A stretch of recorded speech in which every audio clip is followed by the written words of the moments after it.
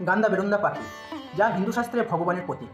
যা এই পাখিটির কাহিনী অতিশয় ভয়ঙ্কর এবং খুবই সুন্দর বর্ণনা দেওয়া আছে। তো এই গান্দা বেরুন্দার কাহিনী হলো, হিরণ্যকশিপু নামে এক রাজা ভগবান বিষ্ণুকে অস্বীকার করতেন। তো এই ভগবান বিষ্ণুর ভক্ত প্রহ্লাদকে নির্যাতন করতেন।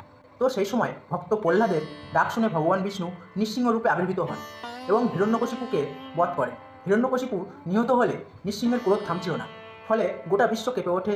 ভীত দেবতারা শিবের শরণ নেয়।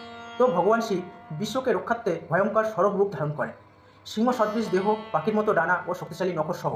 তো ওই সরব নৃসিংহকে শান্ত করতে গেলে ভয়ঙ্কর সংঘর্ষ হয় দুজনের মধ্যে।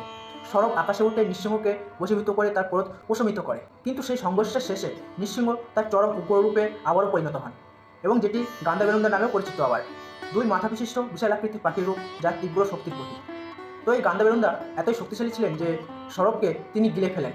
তো এই সরব গিলে ফেলার পর গান্দা বেরুন্দার স্তব করতে থাকেন সেই সরব। এই স্তব শুনে গান্দা বেরুন্দা সন্তুষ্ট হন এবং সরবকে মুক্তি দেন। অবশেষে নৃসিংহদেব গান্দা বেরুন্দা ও সরব উভয়ে একে অপরের শক্তি মেনে নেন এবং পরস্পরের লীন হয়ে যান। আর তাদের রূপ ভিন্ন হলেও লক্ষ্য সর্বদা বিশ্ব কল্যাণ। তো এমনই গান্দা বেরুন্দার পৌরাণিক কাহিনী জানা যায়।